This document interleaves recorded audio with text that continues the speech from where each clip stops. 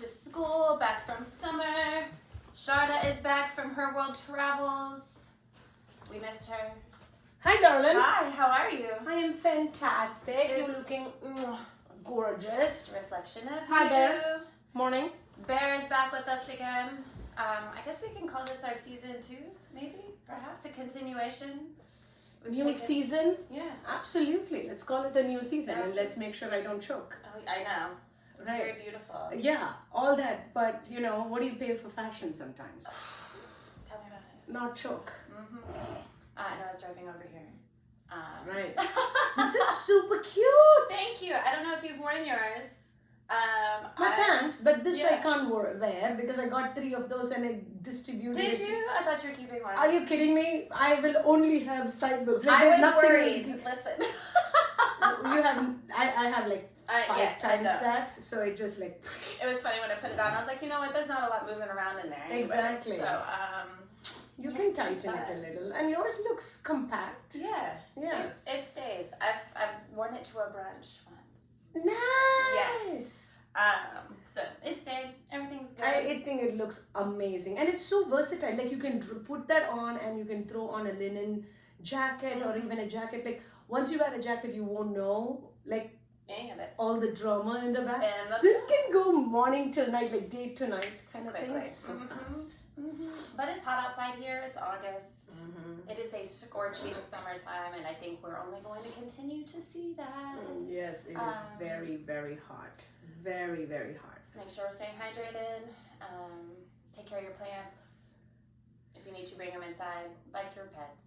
By the way, she's just, kidnapped 3 of my plants in the I have name 2. of only 2. Yeah, I have the peace lily and Okay, 2. yeah, the pretty pink leaves. Yes. Kidnapped 2 of them. I did. I mean, needed it started as a rescue mission, It was. right? It was, yes, but now they live in my art room Fantastic. with my snake plants. I don't know whether the plants want to come out now. They're like, no. You, Sharda, left me on the scorching patio. I was rescued and shown love and shade. It's just summer vacation. They will be Correct. back. So, back to I don't to think life. they're going to come back. They will. They will. They're beautiful. They are. Maybe they can come back here. Yeah, inside. I think so. Until the fall Yeah. begins to show its suggestions. I would say. They might not come back for an entire season. So I will not. It's fine. We'll have It's to fine. check. Everybody needs a vacation. Tell us about your vacation highlights. Europe was amazing. Mhm. It was my first time in Paris, and it was my first time in Italy. And Paris is so magical. I mean, it is a big ass city, okay? But what I loved about Paris, and even more so about Italy, but I think Paris is this metropolitan city that is made for walking, right? And you can clearly starkly see the difference in American culture where it's made for cars. So the culture of walking and looking people in your eyes, and I mean, it's not that it was not fast paced, and they definitely made for lots of biking too. So Paris, we were there as the city was finishing up or ramping up their Olympics setup. But the city itself was magical. I walked through just so many neighborhoods. There was a day when, without AJ and Hari, I walked 4.5 miles. Nice. Just by myself. Yeah. Just walking through. Walked past Julia Child's apartment, walked past so many galleries. It was lovely. It was lovely. Food was great. Restaurants, every restaurant in Paris, I didn't go beyond Paris and France, okay? Every restaurant in Paris has patio seating. Almost every restaurant, Yes. okay? And their patio seating is, the outside seating will face the street. So if you have a table, it's not 2 chairs facing each other. It's 2 chairs next to each other facing the street.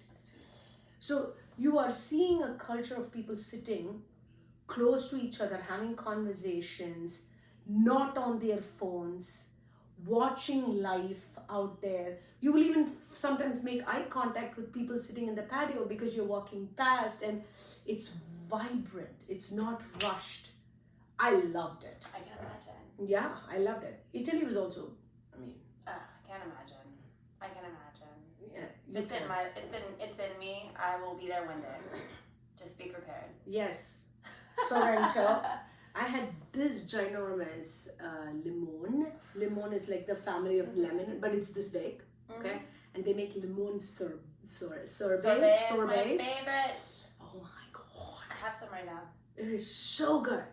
So I mean, overall, I think it was amazing. And going there with AJ, because there are some books he had read. Secrets of Nicholas Flamel. Oh. It's an entire series of 6 books. It's a fiction, but based on mostly characters that have been, Nicholas Flamel had lived so many years ago, and John Dee had lived so many years ago, and they'd created characters out of them, and Paris is very prominently presented in those books. And so AJ could relate to reading about Sacre-Cœur and going to Sacre-Cœur, reading about Notre Dame and going to Notre Dame, and not in the traditional version of the Wikipedia or the books, but from this, and then connecting all the dots. It was same thing with Italy, Rome, the Colosseum, the Roman forums, and having read, more the story versions of it with Rick Riordan's books.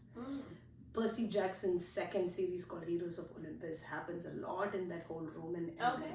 So I know he likes that series. I have read it. I'm the one who introduced it, right? The Secrets of Nicholas Flamel, he introduced it to me. So, it was lovely having those kind of moments with your teenager where you are truly having connection because you have a shared experience from having read the books to when you're experiencing it in real life. I mean, we had a tour guide at the Colosseum, and my kid is asking a question to the tour guide. Literally everybody else super quiet because, the level of information we would have versus not knowing that a kid, he's a teenager. Half the time you think he's not listening. Oh, no, they are. They're like, and then he asks a question. There used to be a Emperor Nemo statue in the front of the Colosseum. What happened to it? I'm like, oh, you were paying attention? And you're bringing something to the topic that she's not talked about? Yes, elevating it. It was lovely. That's beautiful. It was amazing. He's such an incredible child. Human. He is definitely an interesting, I learn from him all the time. Characters, I love it. Absolutely. So that was one. Punta Cana we went for about 4 or 5 days. First vacation without AJ since AJ has been born. Wow. First. Was it beautiful? Did you enjoy it? It was so good. It was so beautiful, so relaxing. It was also because it came on the wheels of our 20th wedding anniversary. Me and Harry had not done a honeymoon kind of thing after our wedding. Wow. Because we had to go to India and come back. Right. We've never had the cheesy, happy anniversary or happy, honeymoon and champagne bucket. Nothing. We've never had it. They set up the room for it. Oh, there was this all petals and there was a champagne breakfast. I don't drink anymore, so I stopped after that. Right. But it had a semi-private, your own walkout pool. Lovely. That's amazing. I saw you on a jet ski. You on a jet ski? No, not on a jet ski, Okay. but on a sailboat. Okay. On So a sailboat. I know you were on the water. Kayak. Yes. Okay. Kayak and sailboat, she mixed the two together. It's been the summer. It has been a summer. I mean, when you see like 7 photos on the water, you're like, I'm going to mix it all. Yep. No. But it was lovely. It was an adults only, so no kids running around. Wow. Yes. That's special. That is. Dude, go to Punta Cana. Y'all, if you love ocean life and getting into the ocean, Punta Cana is the best. 2 miles. Yeah. Water is only like yay high. Okay. Ocean is only yay high.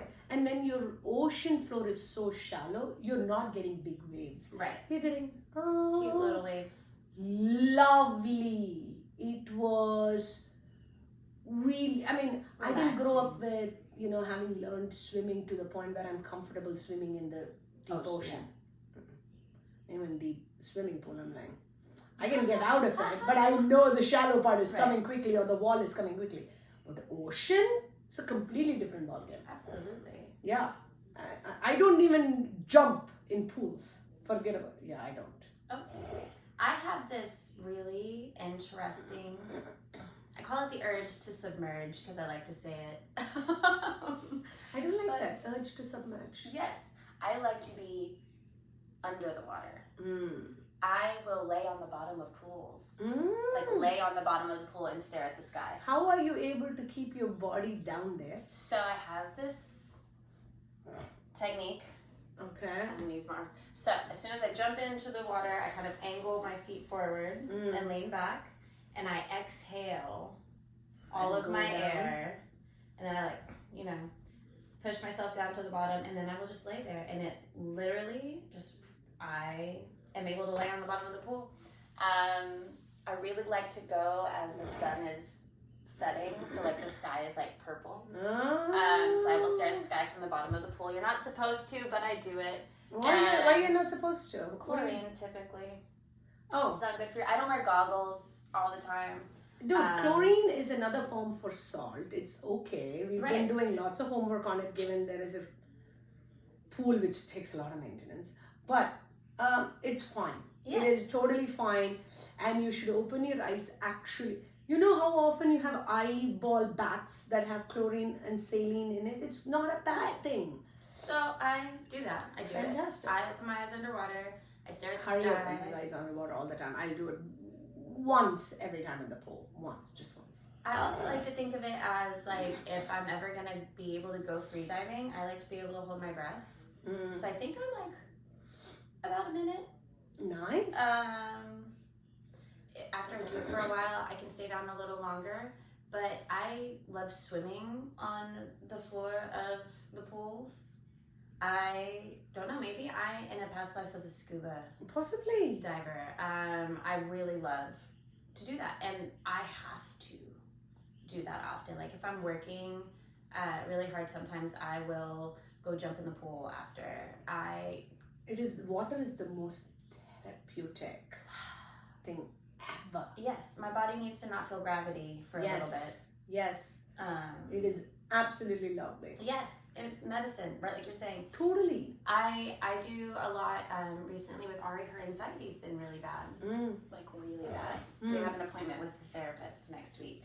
Dude, when we were not here, you and Ari should have come and jumped in our pool. We should have. Yes. Not. And we have some neighborhood pools and go to the Apex Center. No, totally, I agree. But you came here to take care of the I plants. did. You should have like.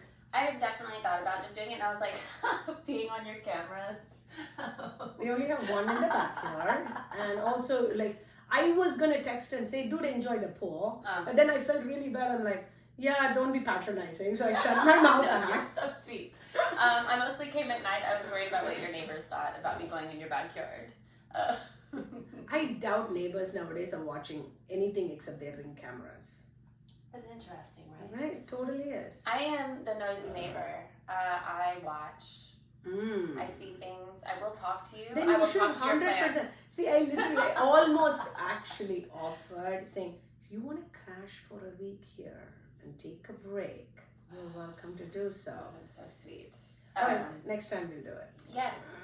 Also, we need to spend some time together. I've missed you. Me too. There's been so many times I've wanted to talk to you, but I'm like, she's on vacations. You can still text me.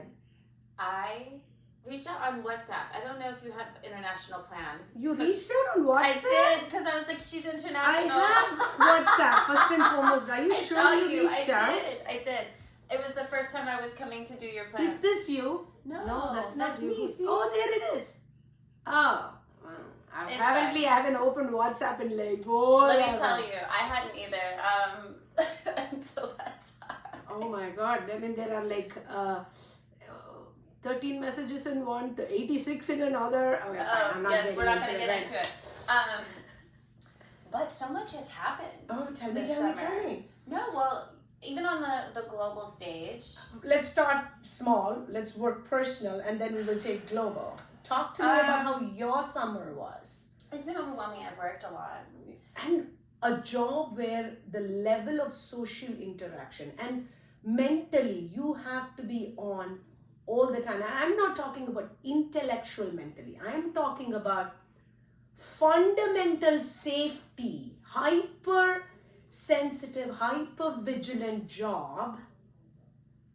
On Yes. top of not just getting the basic shit done, you have to be hyper vigilant and so careful about the words you say, what you wear, how you flip your hair, how you Okay, I would pat just your like eyelashes. to say, So say what job you do. I went back to bartending for the summer to avoid incredible childcare costs. Yes. And to be there with Ari and my nephew during the day. And it has been so much. Mm-hmm. I've gotten to know, I work in like a cute little downtown area where people live down there. So I see a lot of regulars. I see a lot of the same people all the time. I spend hours with some of the same people all the time. And then you have anomalies of people who come in. I don't know if you all can tell, I am a magnetic personality. I am elevating the conversation constantly. Yes. I'm challenging people because they say things in front of me and I don't filter myself. I am too old. Yes. And that's something I have to remind them of. And you know, at any age, we have to set the standard to have a point of view.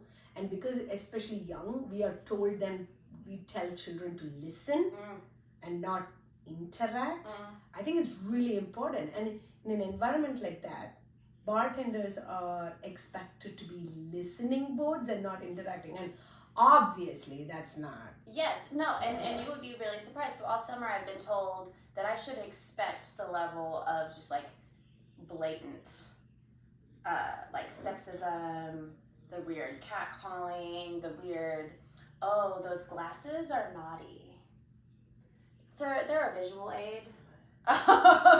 Leave me alone. Unless we are actually, in a sexual exploration with each other, please keep your what are you, Santa foreplay Claus? talk and whatever compliment. I find this so hilarious. Not hilarious. So many men. It's not every man because I know and you know of good men, right? There are so many men who think an interaction with the female side is a sexual interaction from the get-go. And that's understandably a primal animalistic perspective because in the animal world, right, when you have gender-based species, that kind of calls to mate happens. But we are supposed to be far more intelligent. I'm at work. Yes. I'm providing a service that you tip me for, not that you actually pay me for. So the level of, I've literally had people sitting there and be like, entertain me. So I'm here to serve food and beverages, not to entertain you.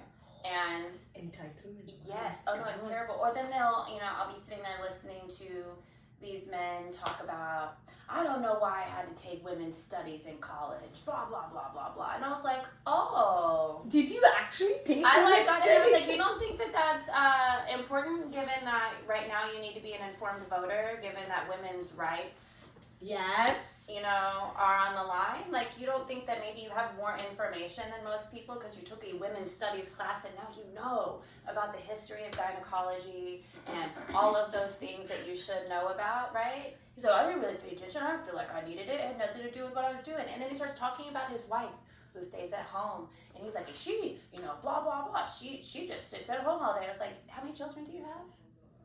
And he's telling me. So I have been kind of lauded for being the person that will not let you be loud and wrong in public. I'm not going to just be outright rude to you. She doesn't know how to do that. I'm going to invite you to this space because if you didn't want me to hear about it, you wouldn't have sat right in front of my station at the bar top. If you wanted privacy to be ignorant, you could go sit at a table where I can't hear you. Also, beautiful women will walk in, and these older curmudgeons of people who drink every day will be like, this is how dangerous this is, y'all. Is that a man? And I'm like, that is the most beautiful woman you have ever met.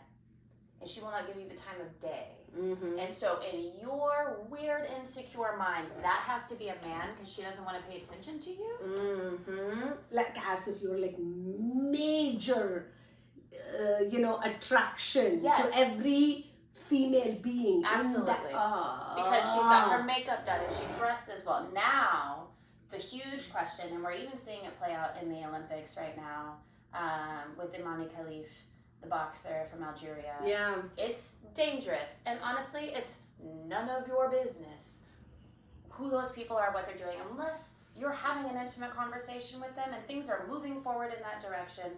None of it is any of your business. People are people. And I expect you to interact as such. How do we as individuals check on ourselves about our shallowness, and where do you think it comes from?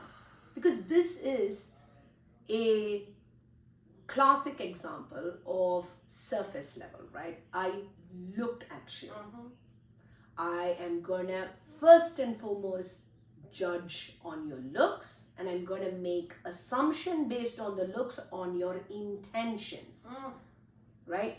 And your way of walking, talking, and all of that stuff is making me intend to do things or say things or think things or feel things. So all that shallow, right? You haven't had a conversation, you haven't given them a time of the day. So where do you think this is systemic? Yes. This has been generational. This is generational trauma that we're talking about, generational behavior.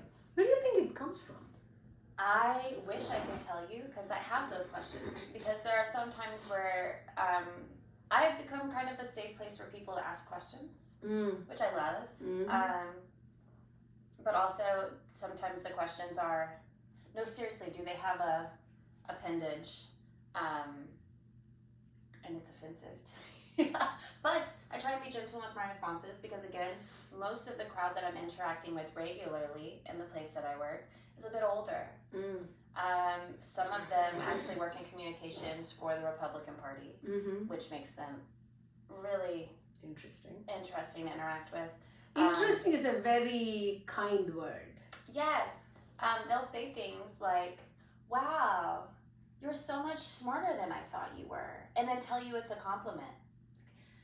You know, it is. Not that being smart is a compliment. It is. I've seen this happen. One of my closest friends. Okay. You met her over breakfast here too, right? She was born and brought up in rural Indiana. Okay. And she talks to us about her grandma, who to this day does not think women are smart, right? And women are less smart, men are smart. So men have to hold those positions. Like she wanted to change the doctor because it was a female doctor. Wow. She wanted to change the second doctor because it was a Indian doctor. Wow, right? Okay. Like these kind of things. So the grandma is like what, 80 plus? Yeah. Right? In a culture that she was raised was men are superior, women are to do certain things, and it is ingrained in your head. Our head is like programming. Right. It is ingrained in your head. It's deep. It is extremely deep. It is in your DNA level deep, y'all. Right? So this thing about, oh, you're smarter is, whoa, you actually are able to open your mind and accept that somebody is smarter, is progress, right? I would have loved to be a fly on the wall and see you do this. It's really fun. It's really fun because I'm like, kind of taken aback, and I was like, that's kind of insulting. He's like, it's not at all. It's a compliment, and I'm like, I will accept it as such because you are so, he was definitely surprised that I would tell him that it was offensive. When I've worn my glasses, whoa, you look like a teacher. And I'm like, I am an educator. And they're like, and then someone else is like, oh, more like a secretary. And I'm like, please go sit in the corner now. Because that was rude. Yes. Secretaries take messages for people. And I'm not saying anything against secretaries. I think they have a valuable position wherever they're at. I don't think that we should denigrate secretaries, but I'm not one, and I'm not here for that. I'm not operating the world with my glasses to take messages for people. I am the messenger. Absolutely. It's been really funny to see young people and hear what they have to say and to hear why they feel the way that they do. And then I get to ask them the question, like, have you ever left this area? Have you ever had questions? How were you raised? And so yeah, when we were talking before the summer, when I started to go back into it, and you're like, I feel like it's a social experiment. I really totally does. I mean, trust me. I don't know to mix drinks, and I would have loved to be in an environment like that. Just to, again, for me, I don't even need to do what you do. I want to watch. I want to be a fly on the wall. I want to like watch these interactions. I'm like, interesting, because I love the why people are the way they are. Right? It's someone who's saying, you look like a secretary. If someone who's saying you look like a teacher, it is interest. Once we start peeling the onion, you will know that those are the roles in which they saw women. Yes. Right? And when children were raised in that environment, right, and they were children, they were raised to say, hey, you need to be able to grow up and marry a man to take care of you. Meaning you cannot be not taken care of. You need to be taken care of. Right. Like these are the kind of things. I was talking very recently to somebody else about racism, and I'm trying to... I don't remember the context yet, but when we peeled back and talked about how their great-grandparents or grandparents or parents were raised, they were raised by people who had just come out of segregation. So if your mindset is still, and at that young age, you are better and different. It starts at being different. You are different than them, so you use this door, you use this water faucet, you use this restaurant, not that. Why? Because they are less than. Oh, which means what? You are better. Well, I had this conversation very recently, and it was really frustrating. It was one of my coworkers having this stance that racism doesn't exist. And this particular young man is 30 years old and white. Of course racism doesn't exist. But grew up poor. And he was having this conversation with a group of us, but also included in this group is this very tall, beautiful, heavily melanated young man who's from Louisiana, who moved to Texas after Katrina. Okay? I get goosebumps talking about it. And being so staunchly ignorant and feeling totally vindicated and saying it's just classism. And then someone who also grew up poor, I grew up very poor. And being able to say, listen, some of the most racist people you will meet are poor. And it's because the only thing that separates them from the other is the way they look, right? Yes. And so their proximity to whiteness benefits them and makes them different than you and therefore better than you. You cannot say at the base level, in this country at least, that racism does not exist. Oh, it blatantly exists. Absolutely. Blatantly exists. But there are 30-year-old young men walking around the world right now who are friends with young black men who are comfortable enough telling them police brutality doesn't exist against black and brown bodies. The white nationalist movement, Project 25, which is a scary element because, oh my God, white national movement, especially this young, and it has the entire spectrum of age. Yes. Okay, so we cannot just... I know, but I just don't want to isolate it to being an older population. It totally is not. Right. It is an entire spectrum. You're 100% on dot on that. This guy has a TikTok video. He worked in the Trump administration as the director of personnel and office management, had no background in it, was previously body person for the president carrying Oh, his wow. bags, Okay. became director, and he's now a very significant leader in the Project 25, and he has a TikTok channel in which one of the videos, and I'm sure there are many other videos that where he talks about, why can't we white people, Palestinians want a nation for themselves, why can't we white people have a nation for ourselves? That is literally, like, this is based on color.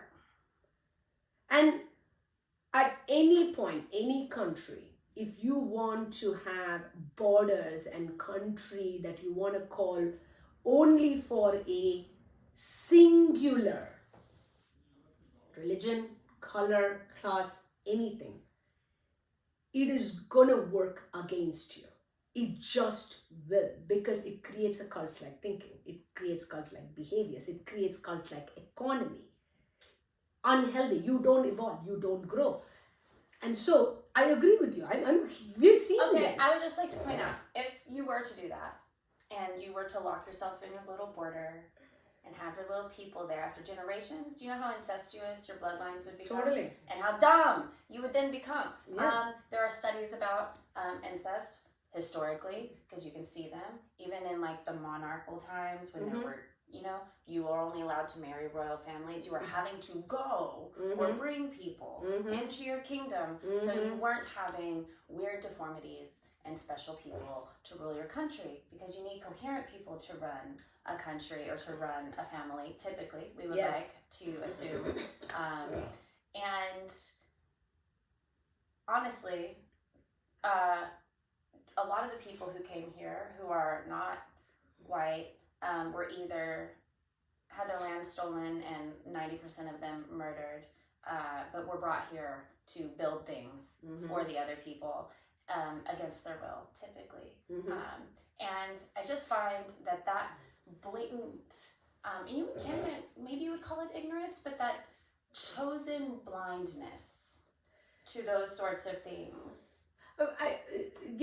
Just to give a little benefit of doubt, in the sense that sometimes it's so drilled into you, you don't even realize that it's such a choice. You're right, I mean, right.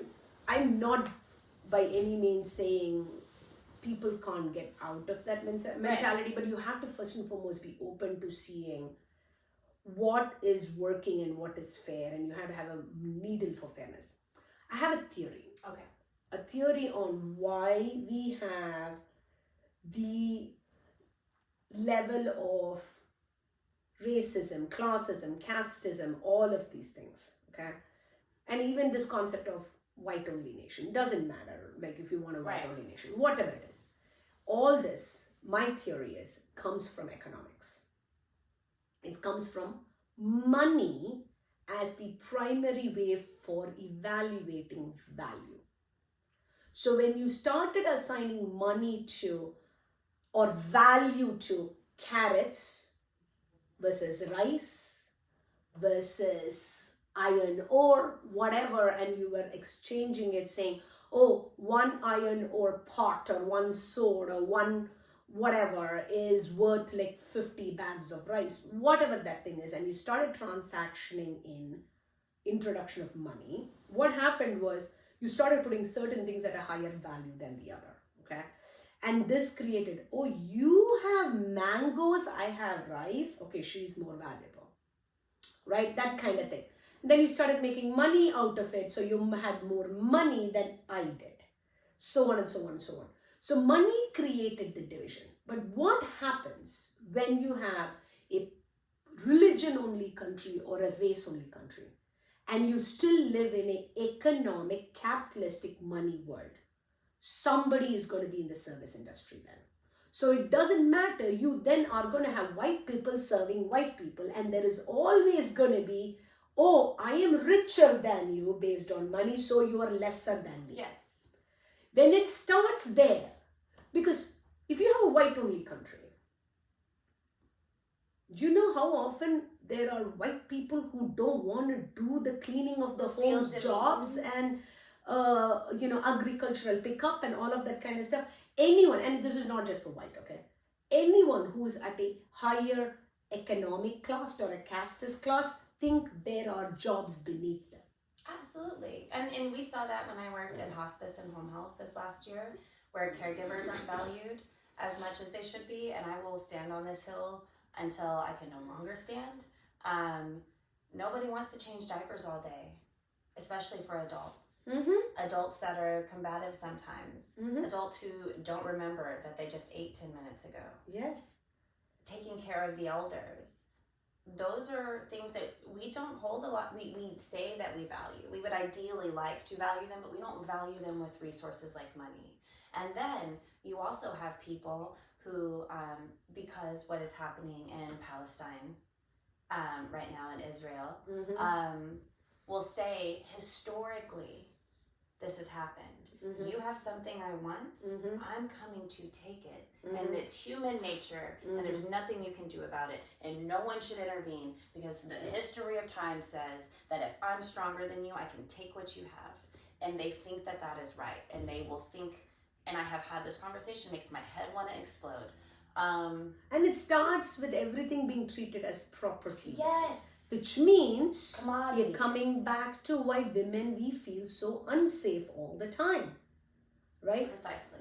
Because we were treated like property. Why people of color feel unsafe? Because we were treated like property. Yes. And I'm saying we because, not because I'm a woman of color, not because I'm a woman. I'm just saying, as humans, we all should look back and say, when were we treated like obedience was required? Children are treated like that. Oh, yes. You are my child. You will behave this way so that you don't let me down. And let's talk about the D word, difficult. Do you know that the number of times I've been called difficult my entire fucking life. Let's talk about it. It is so undesirable of you to be, how dare you have an opinion?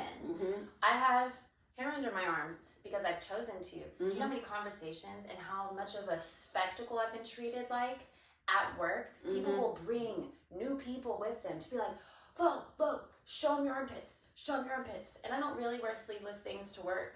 But you can kind of see it sometimes if I wear short sleeves. Oh my God, are you like they just made you a monkey in a zoo kind of thing? That is not cool. But the funniest part of that is before that, I've literally been asked a few times, where are you from? And I'm like, what do you mean? And they're like, you look really exotic. And I'm like, well, I am white, raised in Texas, and there you go. That's about as exotic as it goes. Pretty local flair, babe. And so how are you not so obsessed with, being what everybody expects you to be? And why were you not taught what to be? And what do you mean? What do you mean you have body hair? What do you mean all of these things? And I'm like, well, it's an adrenal response because I've learned about bodies and I'm comfortable there and I actually like it. I have really sensitive skin. This is what works for me. And I have good hygiene. So these things don't bother me.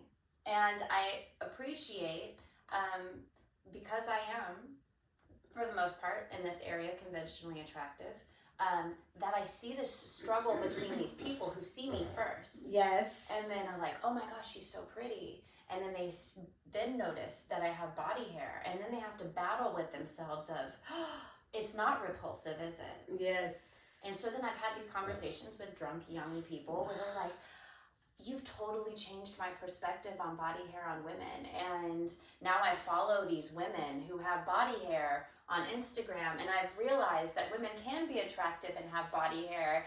And they will say these things to me with a straight face. And in the back of my head, I'm like, I'm happy that I was the disruptive source here. But oh my gosh. What do you mean? And you're saying it to my face. I don't know how much they're catching themselves even speaking and thinking these and sitting with your thoughts. We have a culture of high consumption. Yes. Okay. And this is not me talking about internet and TV and whatnot. I am talking about consumerism, period. Yeah. Absolutely. As a child from ages ago, okay, you are told to consume what your adults tell you and not have a point of view because you're not allowed to think. Sit like this, eat like this, eat this, don't talk, listen. Which means what? You're programming through listening. You have not had an opportunity to have a thought of yours, practice the thought of yours, process the thought of yours, process it out loud by talking about it, go back and forth. We don't have it. Okay? So now coming back to this young gentleman who is even saying, I didn't know women could be attractive with. Okay, so what were you told is attractive? What do you think is attractive? Right. What are the definition of attractive? What are you attracted to? Because we keep it, coming back to our first topic, shallow. Yes. Yes. Yes. I am unclean because I have armpit hair, and it's just like, it makes me laugh. And I see it also with how they treat the kind of unsheltered people. Like, they shouldn't be here. Are you okay? And I'm like, they came in because they need water. Yes. Do they need to use the restroom? Yes, you can go use the restroom. I'm going to let you. Do you need a place to sit in the air conditioning for a little bit? I'm going to, because I'm an ethical human, and we all share this space. Yes. And the only difference between where I am and where they are is the fact that I'm getting paid. Yes. And it's hard. I watch some of them. And so you get to know your people. Yeah. And I think that I'm really grateful to be kind of this generational bridge between the really young people who are out just like going crazy right now and the older people who are so very comfortable, we'll say. And being that kind of in between, because I'm about 10 years older than most of the younger people, and about 10 years to 15 years or however younger than the older people. And then also I'm way more progressive than a lot of them. So I will talk to them and they'll be like, oh, so you're a Democrat, blah, blah, blah, blah, blah. And I'm like, actually, I'm an abolitionist at heart. So you can sit here and argue back and forth across an aisle. I'm standing in the middle of it, and I'm not listening to any of it because I have valuable insights to what works for people, right? I love ideals. Tell me, I love being idealistic. I live in my head. I have ideals. But I'm also a person who's been on the street. Not living on the street, but I put myself out there to talk to people. I ride public transportation. I've gone and had to have food stamps. Absolutely. I've gone and had to apply for Medicaid. Yeah. I have gone through a lot of these social services. I have worked with the elderly who are on social services. I have worked with women who can't get the child care services that are provided through the state. And so I've worked and talked to and befriended, because we're all neighbors, so many different types of people. And I want that for everyone, because I think if we had that level of exposure, that it would be harder for us to stand on these ideals that we talk about in politics. You know, I think the beautiful part about, I know you, so I'm a little biased, but your ideals are formed from information. Yes. Your ideals are not fed based on other people's ideals. And there is a difference between the two. Okay? And being open-minded to evolve your ideals is really, really important. I have not been that involved, or I don't want to say involved, aware and educated on politics when I was younger. Because, you know, shit was easy for me. And also, they'll tell you it's not for children. It's also 100%. 100% it's not for children. And I grew up in India, and I moved to the US. It was a completely new transition thing. I was so much more focused on getting my visa so that I don't get kicked out and kind of things. So my priorities were not in getting involved in different perspective. Correct. Absolutely. So now, for the last few years, I've been more aware, and I've made myself more aware of. And I also love psychology, right? Fundamental elements of how we behave, what we behave, all of that stuff. And when I start sitting back and thinking, and you have to give yourself time to think and not just absorb somebody's as gospel, because the reason we are told to accept as gospel is if you don't, you're going to be in trouble. You're going to be in trouble by sending you to room. You're going to be in trouble by not going to heaven. You're going to be in trouble with God. You're going to be in trouble with parents, with society. You won't get a job. You will never make something of yourself. Fear, fear, fear, fear. Which came from where? From the beginning, being criticized and finding fault. Again, these are parents who were parented that way. Parents who were parented that way. Parents who were parented that way. Find something to do better. Do you see that fault in yours? Why didn't you pick up the book? Why didn't you pick up? Why did you get low on your scores? Why are you not dating? Why are you wearing these clothes? Why? Finding fault. Why did you leave your shoes at the front door? Why are you wearing those pants? They look like sad girl pants. Absolutely. And the number, why do you have a friend who doesn't look like us? Right. Right? Why did you try your food? Why are you interested in that TV show? Why are you reading a book? We are supposed to work with animals, like a range of whatever. There's so many things. Doesn't matter. So it comes from a place of, if you're constantly having to put yourself to explain your actions, you're not allowed to explore. Right. Then it's all criticism based. Right, and there's risk involved with exploration. Huge. And potential for failures. We stigmatize failure in this society, I would say. You know, we have the red pens, they've stopped, they've moved away from it.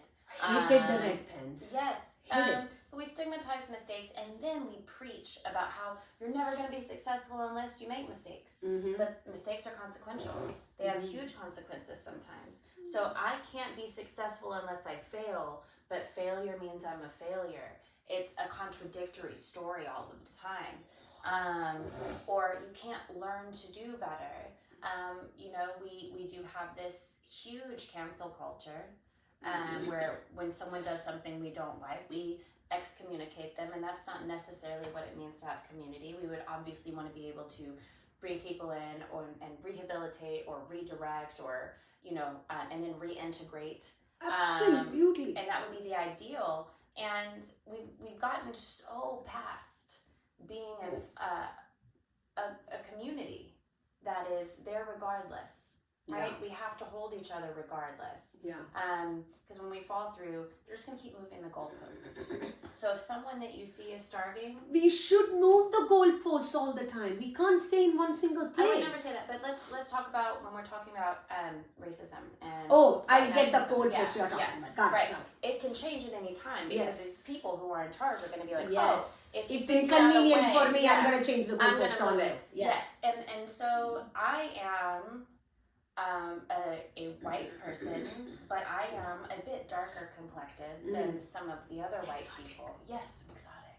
I don't necessarily look super white. And that was so interesting to me to hear. They're like, "Oh, you look so European," and I'm like, "Isn't that white?" Like, what do you mean? I want people to listen to the things. I wish I could record it and then send it to them. Dude, a GoPro it. GoPro it, please. It would be amazing. Oh, and it's sometimes, and then seriously, there are people who will call me. They won't remember my name. They'll be like, "Oh, Harry," and I'm like, "Motherfucker, that is not my name." What do you mean? Have you seen your chest hair, bro? What? Right? Exactly. Like, sir, mind your business. I bet you don't shave your armpits. Labels. Very easy. Our community does humankind is very good at throwing out labels. But it's just been this one after the other. Huge for hours, just overwhelming amounts of information and people that I see. And then I see young women who have told me, they get really drunk. They came in one particular instance. It hurt my feelings. I had to deal with this. This girl, she had come in with this boy. They were an item. I'm like, "Oh my gosh, you're so beautiful, because you know me, I'm always going to be the girl's girl." I guess they broke up. She comes in on her birthday. Hadn't seen her, but I knew they had broke up because I see the boyfriend. And a very small town kind of little section of the world. And she's telling me to my face as I'm holding a lighter in front of her because I don't have a candle to make a wish, that she doesn't really like me because she thinks that her boyfriend's been attracted to me. And she thinks that's your mistake. And she's like, and you know, like, you talk to him when he's in here. That's my job. I talk to everyone who walks in here. Mm-hmm. I pay attention to what they need if they run out of something. Mm-hmm. Me being attentive to my customers, regardless of what they look like and who they are, is kind of my jam. And then she's like, and then I see you wear a hair bow in your hair, and he made a comment to me about how you wear a hair bow too, and I just feel like I wore the hair bow first, and yeah. Okay. Ma'am, you're crying in front of me, telling me you don't like me because of your boyfriend, your ex-boyfriend, who hurt your feelings. He's first and foremost, both of you gotta reparent yourself. Yes. Okay? I don't know whether you will ever get this message out there, but you gotta reparent yourself because somebody raised you to be competitive, and we have a culture on from parenting to books to movies to everything that says you don't talk to another human being, especially the opposite sex, if it is not for the reason of companionship, not friendship, right? It has to be going towards sex, towards dating, and towards marriage, which means you do not get to talk to anybody else because it might get in their head that you are the opposite sex and there might be other agenda. Right. Like, really? How much can we be possessive? This is why, oh, I was talking that girl and you got jealous. Oh my God, I feel so great that you got jealous. What does that mean? Does it mean that another human being shouldn't talk to another human being? Forget gender. Why is there always a fucking agenda? I wish I could tell you. And we have this, I'm sure you read about it, this loneliness epidemic. It's because we don't know how to be platonic friends with people. We don't know how to just be people anymore because we have these weird societal, like you're saying, everything has to be, we're oversexed. Yeah. We can't, like, even me wearing this top, this is like a very cool. It's super neat. So she gave it cute. to me. Okay, very cute, very summer, very summer. Love it. I do, but I'm living vicariously because my boobs will not fit into that shit. Okay, listen, I don't have them though. This is why people think I'm so young because I'm so petite. To them, I lack the curvature of being considered a full woman, except that I have a. Listen, these people are surprised I have a 10-year-old daughter. They're surprised. We'll take it as a compliment, by the way. Yes. People are surprised I have a 13-year-old. Yeah, and no, like, yes. It's way curious, but it's just this weird way that when people see me, they don't see me as multidimensional. They don't see themselves as multidimensional either. That's where it starts. Yes. And so I, for the summer, have been expanding consciousness on a small level in this little 2-block area of the world. And it's been so fun. It's been really cool to be kind of a neighborhood auntie. You just aged yourself. I did. You're an old soul. I'm very curious. Where is this place? Downtown Plano. Okay. I'm not going to say where, just because internet safety, and I preach to my daughter. But it's downtown Plano, historic downtown Plano. It's so cute. There's so much to do. There's so many small businesses. Downtown Plano is very, very cute. It's adorable. Yes. Adorable. They have a cute little outdoor stage place called the McCall Plaza where they have shows. Cute. Good food, good people. Yeah. A lot of fun. Yeah. The place that I work has a pool table. It's one of the only pool tables in the neighborhood. We also have darts and shuffleboard. We have a fantastic kitchen. Which is probably another reason why it's popular. It is, and all over the place. And so I feel really grateful to have gotten to experience it. I've made really good money. I've networked. That's where the people who I interviewed with recently, they came in to celebrate their firm's 10 years. And they had invited clients to come celebrate with them. And so clients, attorneys, everyone else who works as a part of the firm was there. And this really ignorant man was talking to me about like, well, why not me? Blah, blah, blah. Yeah. So I have a muddler, because I talk into my fake microphone all the time. I have a muddler stick, and it's silver, and it kind of has a little black top, so it looks like a microphone. And all of the ladies were a part of this law firm group, and I'm like, ladies, I have a poll, random poll. And then I'm like, are young women today actually sleeping with men who are proud to be Republicans? Anyone know what the answer was? No.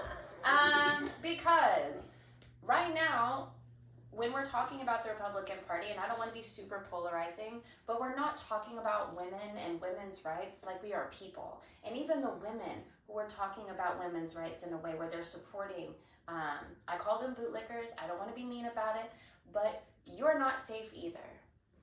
If women's rights start to be considered optional, if we start to take them away again, which we are doing, we're restricting them. We are not letting pregnant women get divorces anymore in a lot of states around.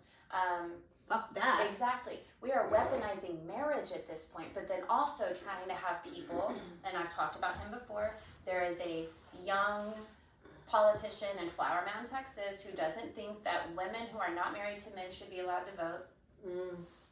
That is a big problem, especially for these men who don't think that taking a women's studies course is necessary in college. Even with that, they don't seem to have gotten much. No, they haven't, and they don't pay attention. They don't view women's stories as a legitimate source of information. They don't view women's experiences as legitimate, period. And that's why we don't see rape cases go all the way through or have severe consequences. That is why we do not value the Me Too movement anymore. That is why we don't believe survivors.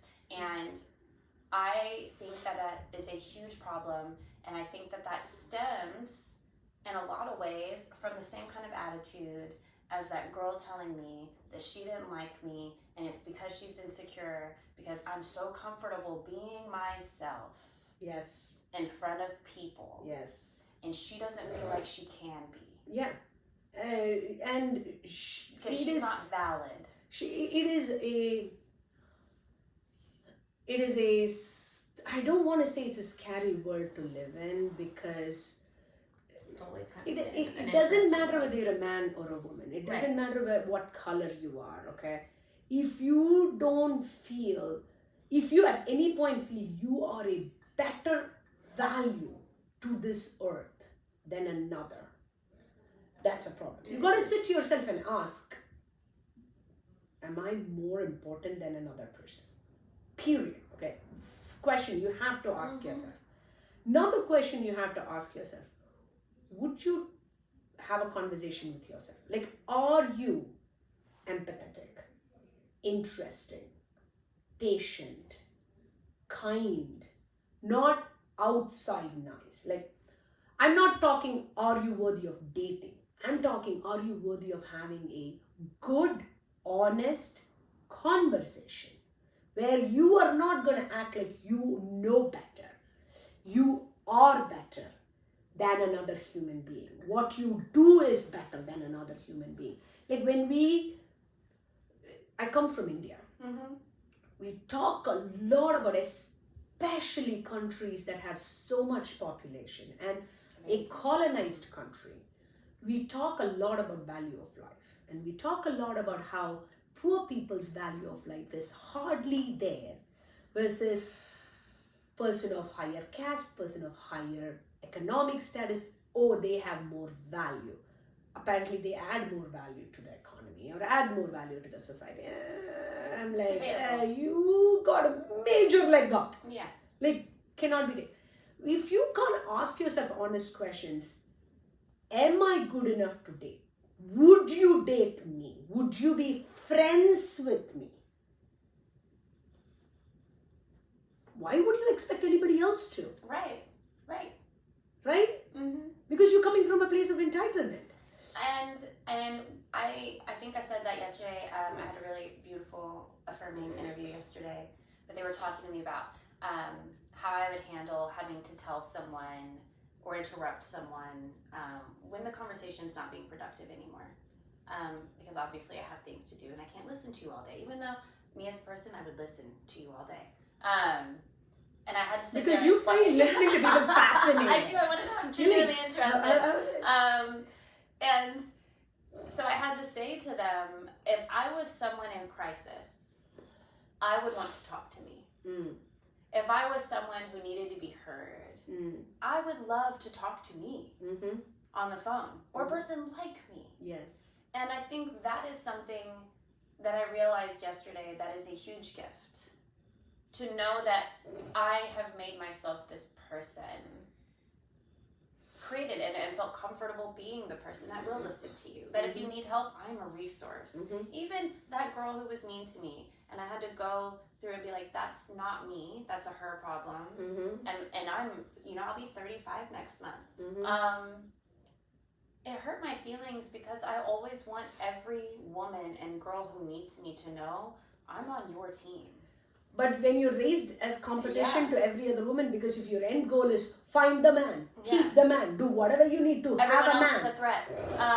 Bad! Yes, it's so terrible. Because honestly, when you meet me, men, why?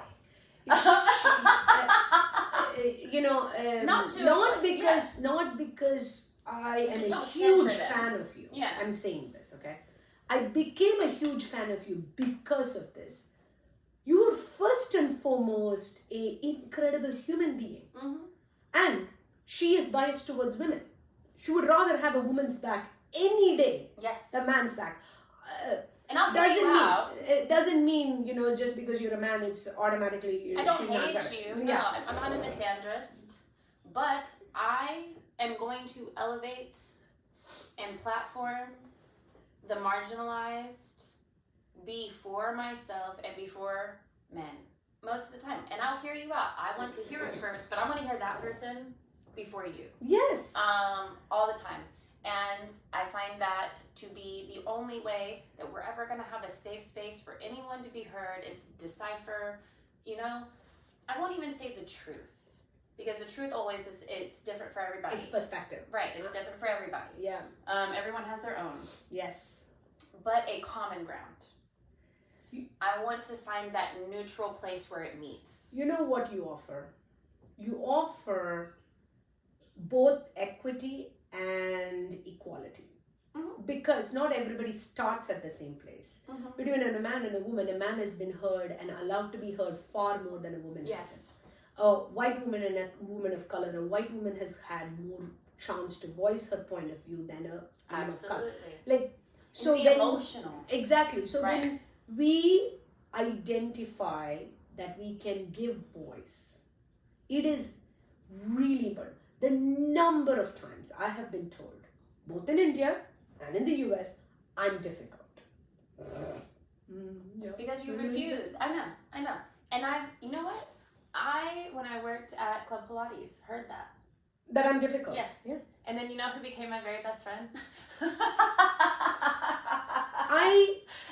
The moment you are inconvenient to somebody, you are difficult. Yes. And you are inconvenient to them because they are not getting their way. Right.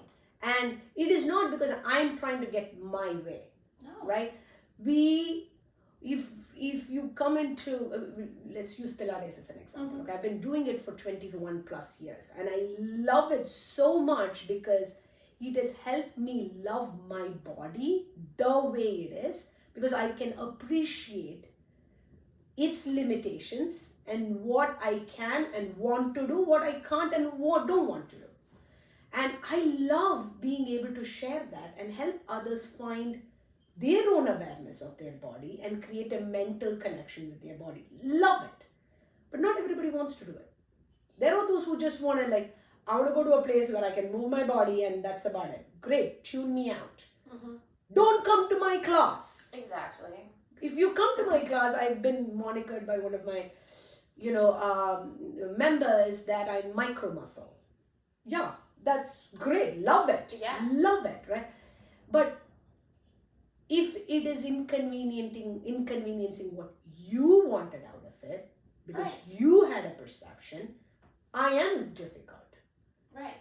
Inconvenient women are amazing women. Oh, because we need the nuance, the shades. It needs to, and you have the ability to choose. And this was something, that we learn as we grow, that you're not everybody's cup of tea, and that's okay. Not everyone likes the same things I like. I like my things a certain way. You like your things a certain way. You go find what you need and what works for you. You don't get to change me, though, because it's not for you. I don't get to change you because you do something that's a little different than what I like. And I think that is something that I've witnessed in people, or that even because I'm vegan, people are like, are you going to be mad at me if I eat this in front of you? No. Ego. You, it's all about you. That's you. I do me. Yes. And I'm not going to make you feel a type of way about it until you try to project onto me. Yes. And then I'm going to send it back to you. Yes. And I think that's something that's really beneficial. Something I've had to work with people on recently is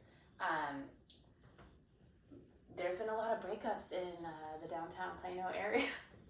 I mean, and some people breakups come to me. Breakups often come to the bar. To the bartender. And so there's been an older lady who, when she first met me, she didn't like me. She thought I was rude somehow, and I still to this day have no idea how she perceived me as rude. I am effervescent when I go anywhere. But anybody who is inconvenient is considered rude. Right. Like when you are raised with a cultural, societal, and a home language that says be convenient to others. Right. Do not inconvenience me. Right. A child hears that from the parents first. Right. Do not inconvenience me. I am more important in this. Right. Then the child hears it at school. Do not inconvenience other adults. Right. Then you hear it on the streets. Do not inconvenience the law enforcement, the politicians. So when you are told you are an inconvenience and you're not supposed to be, and you need to make for everyone else convenient, that means what? You gotta toe the line. Yep. You gotta not have a point of view. No. You gotta do what is easiest for everybody. Only then will your life be easy. Yes. I will tell you this, y'all. It is quite inconvenient for me too when I have to voice my fucking opinion because I'm not heard. Right. It is not convenient They're not for me. listening easily, no. Yes. Same thing for you. Well, now It is inconvenient for you to have to hear, "Hi, Harry." Right. Harry, what's going on? Blah. Across the street, like y'all are yelling at me.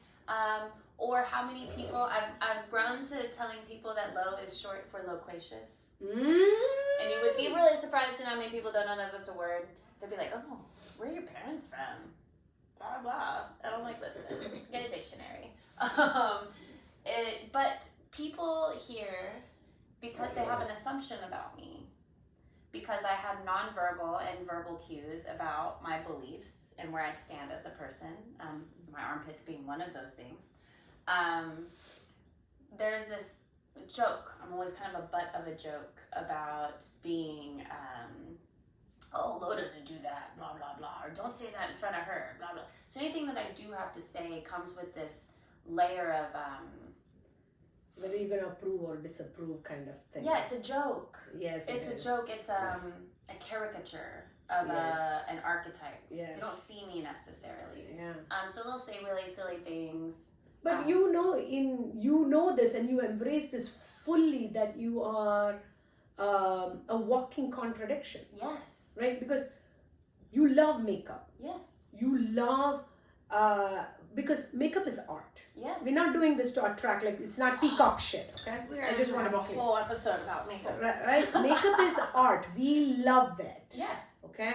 Yes, it might come from dysmorphia. It might come from marketing. It might come from expectations. But when you peel it all away and hopefully you can sit with it. I love makeup because it is art. I can find ways to elongate my eyes and make it pop or reduce it or, all sorts of things. Add a little glow, release a little, like whatever. Makeup is that. You are the walking contradiction for most people because you got conventional beauty, You wear makeup. You style yourself well on your clothes. And then you don't shave your armpits. Ta-da!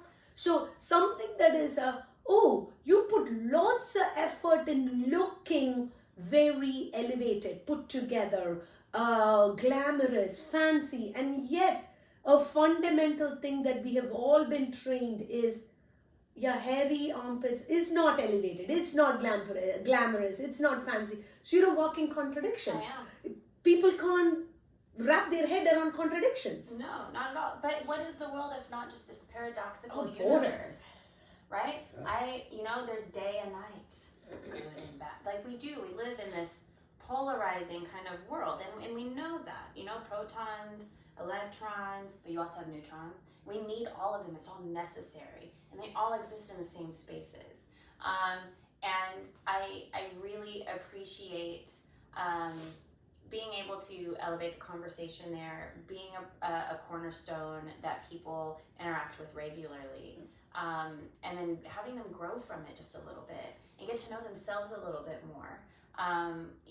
This woman who went through the breakup who was talking to me, and just me asking her questions, and I do have a certain level of training and background in counseling through health coaching. But the way she came to realize her own power and the way she had given it away and the way that she was maybe compromising herself for a relationship that was kind of taking from her and kind of using her was incredible. Mm-hmm. And I'm never going to want to influence her. I despise the man that she's wrapped up on. I think he's a bump on a log, just a turd, hard to interact with. I don't understand people like that. But to each their own, right? That's the person she loves, and that's great. That's the person I think she's feeling she needs to love. Yeah, I read their charts though. Ooh! This is the other thing. So I am blazing the trails for people and talking to science teachers about astrology at the bar. Because it's what I'm passionate about. And so I read their charts and I read their synastry, and this was a significant, they were supposed to meet. Serendipity. And the things that were discussed there, and the things that she didn't realize about herself because she hadn't dated for so long. She had a child. He's 19 now. He told her he wanted her to go and date, and this is the first relationship that she's had. Oh boy. Yes. So there was so much richness and learning here that me being able to illuminate that for her and give her the validation of like, yes, your feelings weren't in vain. They were not, you weren't silly for having them. You're not silly for having these deep and intense emotions and feeling so deeply connected to this person. Regardless of what I see in them, that was her truth. Yes. Right? And you can see that in synastry with people. Yeah. And so recently I've had a few other women approach me about wanting me to read their charts and talking to me about it. Like, I didn't put much stock into it until I hear you talk about it. And then I heard this woman that you've done charts for talk about all the ways you helped her understand herself, and she shared it with her son, and her son was really surprised. And I've had an overwhelming, overstimulating, but deeply affirming summer. Amazing. It's been both beautiful and maddening. I'm so glad we get to do this because, when you have such level of overstimulation, right, you need sometimes an outlet to have these conversations and process it out loud and not just sit in our head. And, we definitely gravitate towards each other to do that. We both had with the job, with the travel, with the things that are happening in the family front and career front and whatnot, on both our sides, we've needed to not necessarily come together. We knew we needed to. Yes. Because we're like, that's so much, and I need to have a release, and yet we have not yet until this moment. And all for good reason. Our kids were out of school, we had to do it. But it has been so cathartic just sitting and having this conversation, because I can see it is cathartic for you. I can literally see it. I'm like, yes, you needed to release this. You needed to have conversations about it. You needed to connect all of these thoughts. And yes. it is lovely seeing, that additional element of processing and calm. And I missed you, my friend. I missed you, and I'm so happy that you got to experience such a beautiful summer, getting to see things that were inspiring and beautiful and showed life in a different way, where in Paris they enjoy life at a different pace and they appreciate different elements of life. And then you're getting to go to the beach and be comfortable at the beach and have to spend time with Harry in a way that felt more intimate with just the two of you. Did I tell you? I didn't tell you this. So Punta Cana, really excited. Haven't done the vacation in and it's beach, it's pool. We have our own, Harry had booked this mini suite that has a literally walk out of your patio, your own pool. And I fucking forgot my 4 swimsuits and didn't pack them. Oh. So I get there on that first day, and there was major drama on whether we will even get to go to Punta Cana because Delta cancelled. First delayed, and then cancelled our first flight. We thought we were going to miss it. And so we were almost like, okay, if it doesn't happen, it's fine, blah, blah, blah. Next day, it happened. We were ecstatic. We got to do this thing that haven't done. I get there, no swimsuits. I was bawling. I was crying. I was disappointed for me and for him and for us. And the first thing, Harry's like, we'll figure it out. We can solve for it. And I didn't want to go spend and buy more swimsuits because I had bought cute swimsuits. Right. And so, however, because the first day we were there, I was this upset, we had our own pool and there was nobody else, like 3 or 4 other suites are sharing the pool, nobody else is there. I went in with my underwear. Yes. And it just, it was a turning point in me being comfortable and it became sexy and all of that stuff, because how often do you get to do this? It's not skinny dipping, but it's close enough and we don't get this opportunity, and I'm in my 40s now. So it was like, we just changed. Yes. So every time we got into our private pool, I was in my lingerie. No, I wouldn't say lingerie, but And let's be honest, there's not much of a difference between underwear and swimsuits anymore. It takes longer to dry normal underwear though. Swimsuit dry fast. And then I'm like, you know what? I am gonna go buy. And I got 2 swimsuits. They were not, dude, it was $45. Yes, which resort has $45 swimsuits? That's great. Right. Yes. I'm like, this. I understand. I could have gotten for $25 end of sale or whatever, but I didn't. And I felt really guilty after buying one, but I enjoyed it. Then I bought another one. I looked like a parrot. Real foolish. But that also happened I thought I had ruined that vacation. For myself, first and foremost, and then for the 2 of us. And then, finding a different positive way to solve for it and not delving into that negativity and spiraling into it. Right. Takes work, girl. It does. And look at how much growth that happened and the way you were able to, find your own ways and almost be more intimate and close because of that, overcoming that thing. And then, him really getting to see you work through it. And and being supportive of it. Yes. He didn't once say, why didn't you do it? Oh my God, how could you forget? Blah, blah, blah. Because I'm already in a, blaming myself space, and you don't want that. And I remember, over and over nowadays when we talk about this, I come back to parenting all the time, because what you model is what they learn. And if they've made a mistake, and as a parent, if you double, triple, quadruple down on them, repeating how could they have ever made the mistake, that they have already realized is a mistake, is all they're hearing is, you've been disappointed as a parent, you expect perfection, they can't make mistakes. It is untenable. And it makes us all eventually try to be convenient and people pleasing and all of those stuff. So we haven't talked politics and takeaways and Kamala Harris and Trump and Tim Walz and all of that stuff we shared. We'll come back.